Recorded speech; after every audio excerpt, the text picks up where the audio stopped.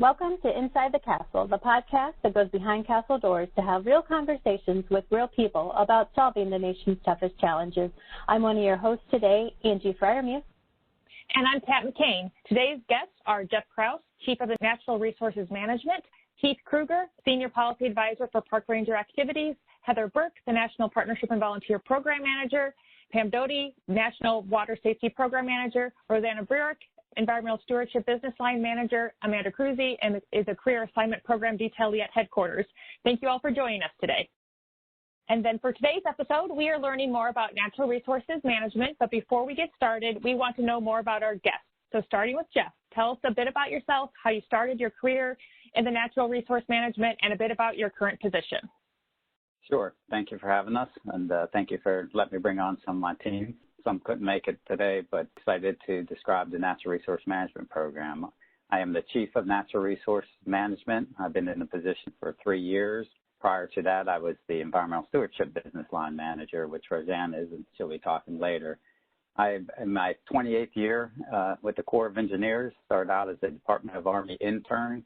During that internship, I got to rotate throughout various different elements of the Corps, and really felt that the NRM program was something that I was very interested in. It took me 4 years to get back to there, and I downgrade in grade to accept a position, and since then I've worn the uniform for about 16 years and then been in more national programs since then. But excited to be here, and thanks for having us.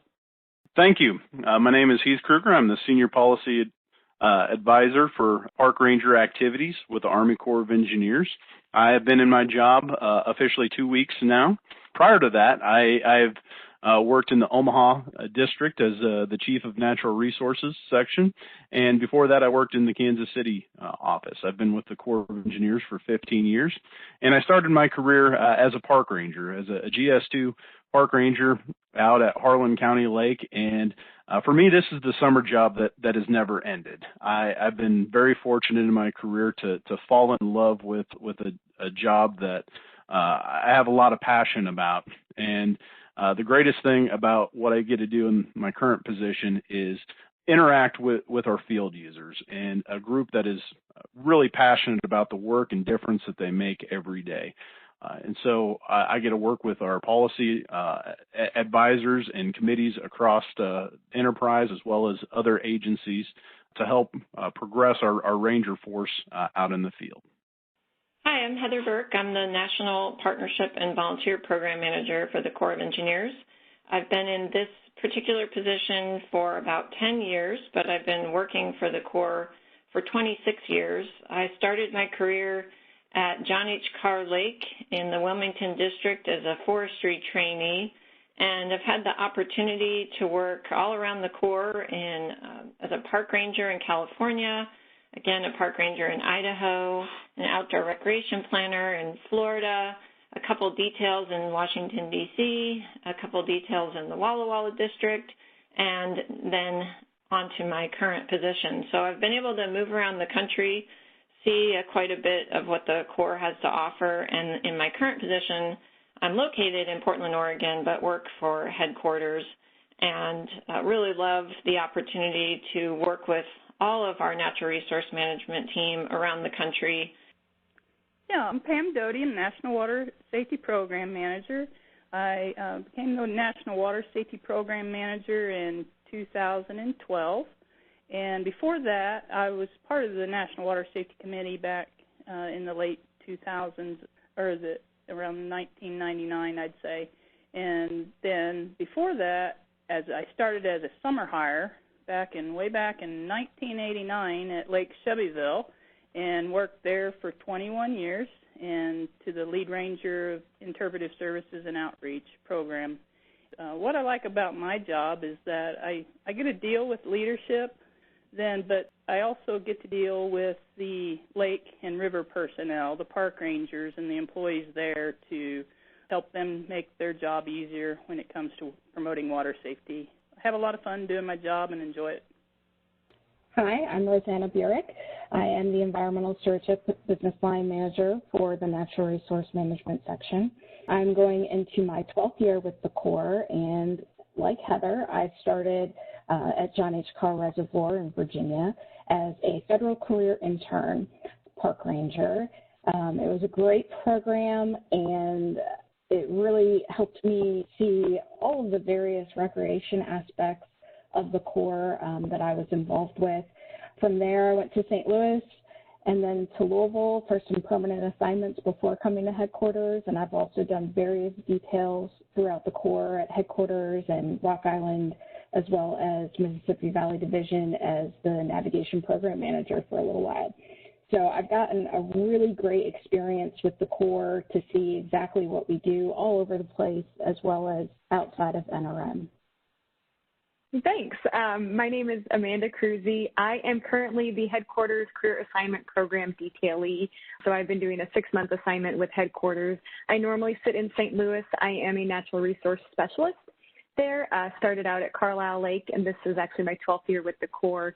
The CAP program has been awesome. I know actually quite a few of the people that you guys are talking to today were former CAPs. So it's been a great experience to just try to get a little knowledge of how Headquarters works so that I can bring it back to my district and just meet some great people and understand the Corps a little bit more from a different level and a different perspective. Thank you all for those introductions, and I'm so glad that you are all here today to talk about this great program. For those of you that don't know, the Natural Resource Management Program covers a broad range of activities within the Corps of Engineers. So, Jeff, can you talk a little bit about what all your team does for the Corps of Engineers and the value that it provides to the nation? Happy to talk about the Natural Resources Program and the benefits to the country. We have more than 400 projects across 43 states. We provided approximately $12.7 billion spent by visitors at our recreation sites. So we feel that we're an economic driver for those small communities especially. We also are very present around some of the major metropolitan areas. About 90% of our projects are within 50 miles of a major metropolitan area. And we're commonly called kind of your backyard recreation because we're in the backyard of many folks. We're not in the back country like some of the other federal agencies like the Park Service and the Forest Service and things. We're more geared towards those day use visitors that are coming out of the cities, and we certainly saw that during the COVID period when folks really wanted to get away from isolation and just came out in droves to our projects. We have about 260 million visitors. I think we had 257 in 2020. That's right about our average, maybe just down a little bit, and we're close for a significant period of time. So that shows you that we've really rebounded with those numbers. In that year in particular, we actually had more visitors than the Park Service. I think they're in around the 230 million visitors, and we're commonly a little bit behind them, but we only have about 2% of the federal lands that we're managing, but I'd like to refer to them as that very intense. We have 1/3 of the visitation that the other, in total, with all the other federal partners, and yet it's only about 2% of the land. So that just shows you the intensity that we have to work with on much smaller resources than some of the other partnering agencies. But we offer so much more than the recreation access that we provide to the public. I do want to hit on that we just completed a strategic plan, presented that to Major General Graham, and our focus also includes our benefits to the other mission areas. We're there to not only provide recreation access and benefits to the public, but it's very important to understand that we are in statute. There's the Flood Control Act of 1944. Congress directed the Corps of Engineers to keep these water resource projects open to the public. With that came the responsibility of managing the people and providing access for them. And when you have a nice lake with fisheries or good place to boat, people are going to come and they have to be managed. And so we manage as visitors so that the mission areas, the flood control, the navigation missions, can also be performed. So even in our new strategic plan, we hit on the fact that we serve all project purposes.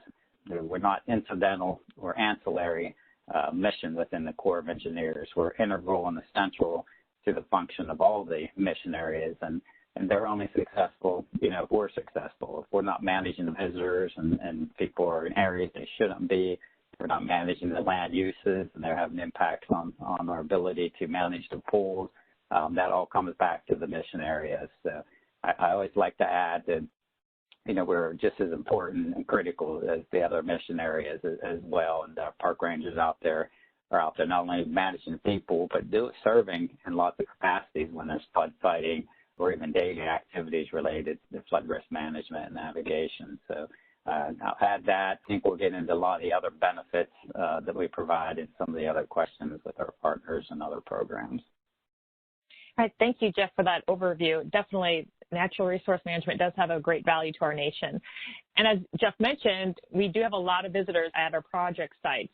So with that, our park rangers are probably the core staff who interact with the public the most. Heath, can you talk about the role our rangers play in ensuring visitors have a safe and enjoyable visit? Yes. Our park rangers, they are the face for our agency. Many times, the park ranger will be the first, if only, interaction the public will have with a member of the Corps of Engineers. But also, in addition to being the face of the agency, they're the voice. Our park rangers serve as educators and communicators to the public that are out seeing our lands. Each day, they serve the role of teaching rules and regulations, best management practices, and standard operating procedures at our projects. And the overall goal there is to find the balance that conserves natural resources and provide recreation opportunities that will contribute to the quality of life of the users that are coming out there and seeing. So the biggest piece is that constant education communication with the public that results in a safer and enjoyable visit. Because the end goal is to provide the quality recreation experience, which includes accessibility and a healthy environment to a diverse population that we serve. Yes, absolutely. And, it sounds like we serve a lot of people at our rec sites. And the Corps' number one priority is safety of our employees and safety of the public. And so I know that the Corps has a successful water safety program. And Pam, I want you to talk a little bit about the water safety program and what you and our youngest members of the general public are aware of the hazards within our projects, water, et cetera. Yeah, I'd be more than happy to. The National Operations Center for Water Safety, also known as the National Water Safety Program, became part of the NRM branch in headquarters in 1994. And the National Water Safety Committee that I manage was established in 1995. And the National Water Safety Program serves as a key advisor to headquarters for matters related to public recreation safety. In addition to supporting the lake and river field offices through distributing centrally focused products, materials that they can use to promote water safety. The National Water Safety Program Division, there's a public affairs office representative, safety office representative, bilingual subcommittee chairperson, and the National Water Safety Program Manager, which is myself, and the National Water Safety Program graphic artist, who is Toby Isbell. Toby is also the creator of Bobber the Water Safety Dog, which most of everybody within the Corps knows or should know of. And Bobber the Water Safety Dog campaign is our national water safety campaign for kids. And it's an outstanding campaign that's been going on since, I would say, around 2000, 2006, somewhere in there. And then we also have a national water safety campaign for adults, and that's the Life Jackets Worn, Nobody Mourns campaign. And that is promoted, enhanced through a partnership with the Corps of Engineers Natural Resources Education Foundation, also known as the Corps Foundation. There's a lot of information about that in our program on headquarters website if you just go to the National Water Safety Program webpage. A lot of the education materials and resources that we send out through the National Water Safety Program to the lake and field offices, there's several different products, from video PSAs, posters, brochures, DVDs, Frisbees, fisherman hand towels, cartoons, bags, temporary tattoos, and then we also provide numerous types of artwork. And Toby is the one that primarily creates most of that artwork and does an outstanding job doing it. And that can be used like on social media, websites, banners, billboards, publications that we share out and can be used not only within the Corps, but other organizations, agencies can use it throughout the United States too as well to promote water safety. Thank you, Pam. And I'm a huge fan of Bobber, the water safety dog, and my kids are too. I want to shift gears, though, to another aspect of natural resource management. So, Rosanna, can you talk a little bit about how we manage forest and wildlife? Sure. So at the Corps, we manage more than 12 million acres of land and water, and that's our 2% of federal lands that we have. Our overarching document is our master plans for each of our projects. Those are very important. They help spell out our land use and what we're going to be doing and what our priorities are at each of our projects.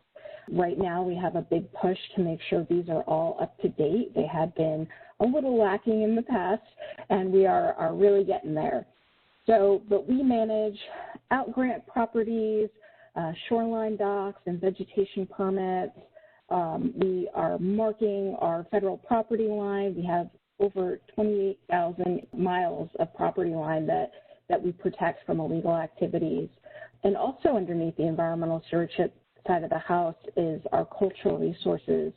We have almost 47,000 cultural resource sites that require monitoring and protections across the country. And those are, Native American sites, heritage sites and things like that. We're making sure people aren't looting or, digging up things from those sites and taking them home with them. We also have our special status species management. We have over 300 different federal special status species that are monitored and managed, as well as over 400,000 acres of environmentally sensitive acres that we protect at our different projects. And thank you, Pam, with all that information. Last year in 2020, it was challenging for a lot of us. However, we can only imagine that the Corps' Natural Resource Management Program was greatly impacted by the pandemic and had to quickly pivot the way the mission was accomplished. Can you talk about some of the innovative ways you and your staff adapted in a mostly virtual environment?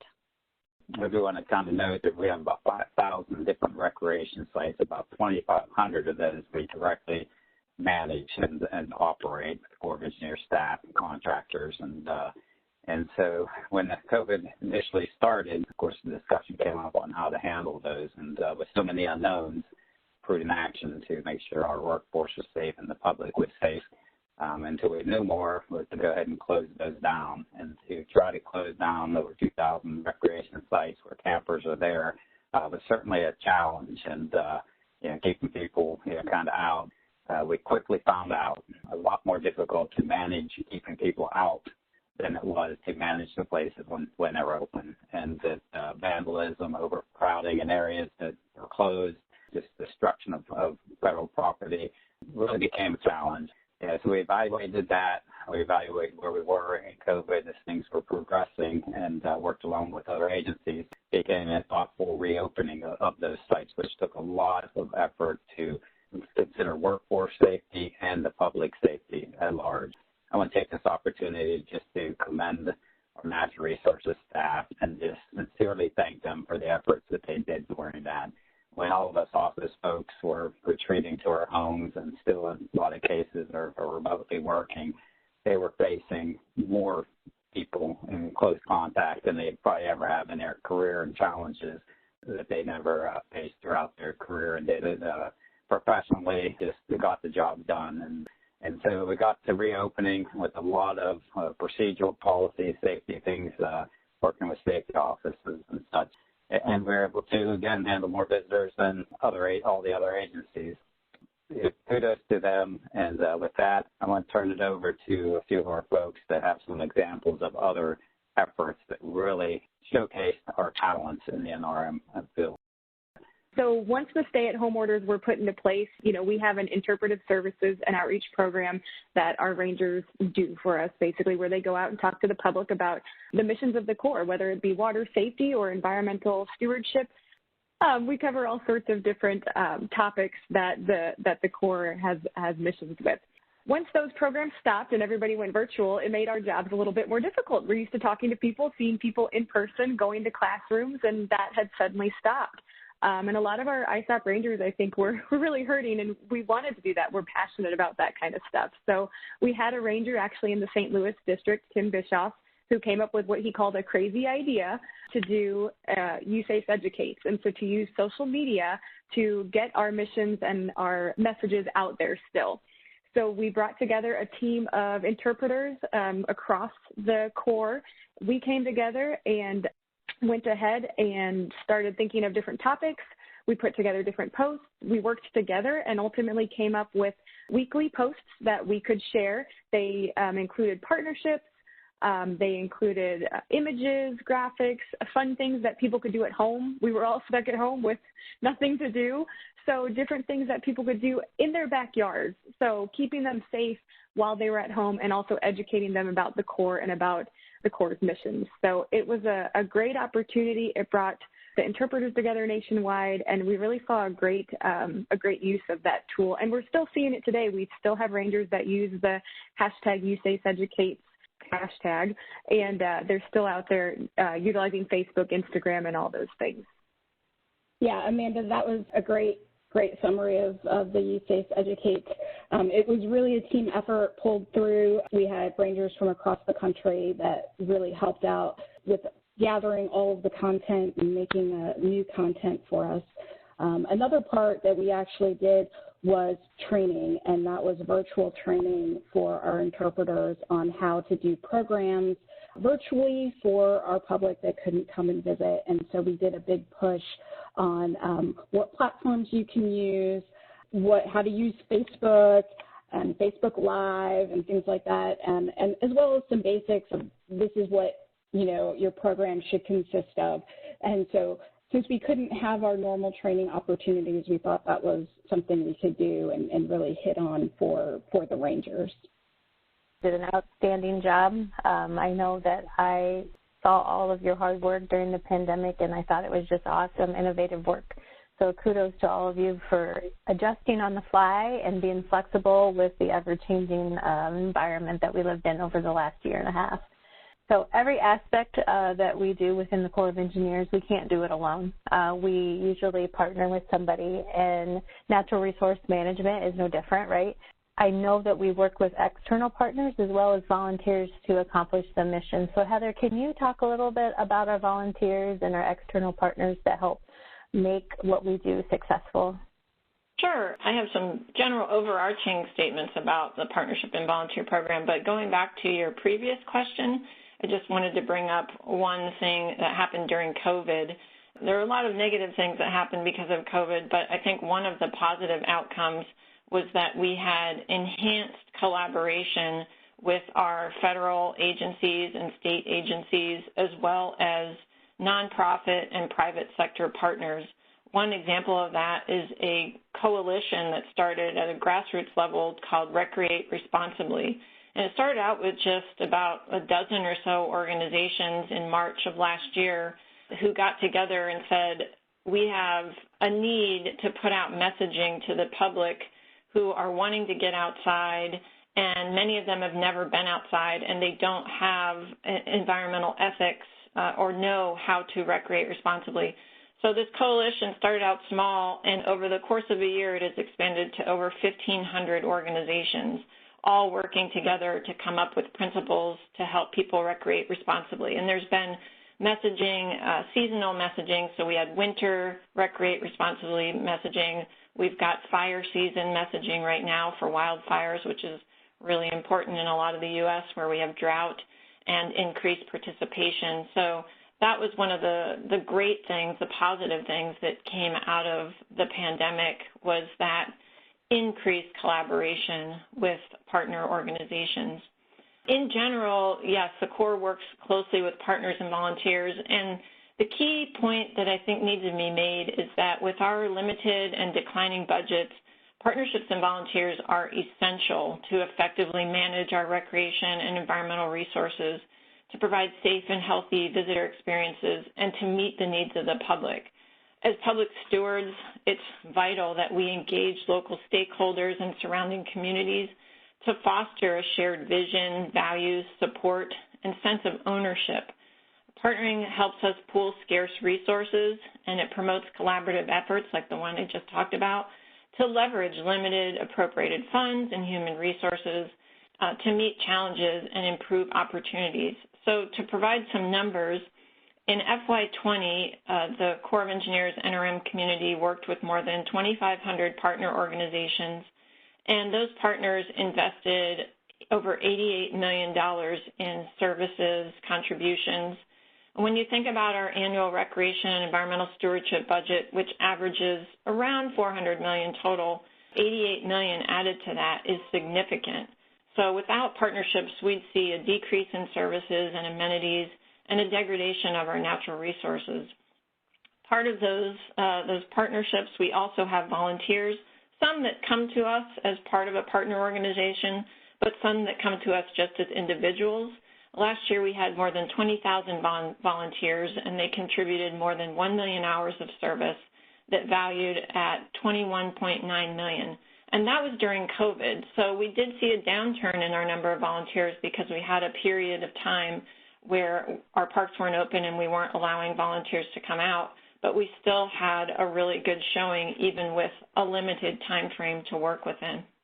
Just to give some examples, partners and volunteers provide money, materials, supplies, services, and they complete a wide variety of natural resource management projects, anything from clearing or creating trails, removing invasive species and restoring wildlife habitat, conducting water safety and educational programs, operating visitor centers, campgrounds, upgrading existing or constructing new recreation facilities. The list is long and varied. It's really kind of the sky's the limit. We look for organizations within our communities that have a vested interest in the Corps of Engineers Lake on the economy, and we try to reach out to those organizations to work together and find those stakeholders who come and enjoy our lakes to help volunteer to maintain and keep those services and those facilities in good shape. Our partnerships are a key feature in our 2021 NRM strategic plan. They're related in our goals of communication, resourcing, and program delivery. And that is encouraging engagement with stakeholders, elected officials, partners, and local communities, exploring opportunities to broaden partnering out authorities, and fostering collaboration. That's our partnership and volunteer program in a nutshell. It sounds like the natural resource management mission is so broad and so diverse. So even though we're nearing our end of our time together today, I do have to ask, where is the future of NRM with the Corps? I'll go ahead and address that. I'll start off by saying that visitors are not going to stop coming to our projects, and the potential there for impact to our other mission areas, the desire for us to be able to provide them, a enjoyable visit, it's going to continue well into the future. So we have to prepare ourselves. And so one of the best moments in my career was just yesterday related to this, and that was presenting the Natural Resource Management Strategic Plan to Major General Graham, a strong supporter of the NRM program, and talk about a 10-year look at where we're taking the program and what some of the focus areas would be. And it was very rewarding because it took the efforts of all the NRM staff at headquarters, but also the folks in the field to contribute to that and help us look at what the future might look at and what the different needs for the program are. And I have to say we have a lot of needs, but we have more needs than, there's some different initiatives within the new administration that we're looking forward to working with. We're doing a lot on the sustainability side. Recreation plays a huge role in managing some of our energy and water resources on our projects, so we have some opportunities there. But I think there's a bright future for the NRM program. but with a lot of challenges and a lot of work. This team has done a great job, as well as all the NRM employees in the field. So I'm excited to lead the field, but at times it's challenging to meet all those needs. But with partner help and leadership support, we'll get there. Thank you, Jeff, Heath, Heather, Pam, Rosanna, and Amanda for joining us today for this edition of Inside the Castle. We appreciate you and your insights. To our listeners, we want to hear from you. What topics are important to you and people you are interested in hearing from? Until next time, be safe, be innovative, and be revolutionary. Thanks for joining us for this Inside the Castle podcast. To provide your feedback, email us at cw.infrastructure.team@usace.army.mil. Stay tuned for additional Inside the Castle podcasts as we explore life inside the Corps and revolutionize civil works together.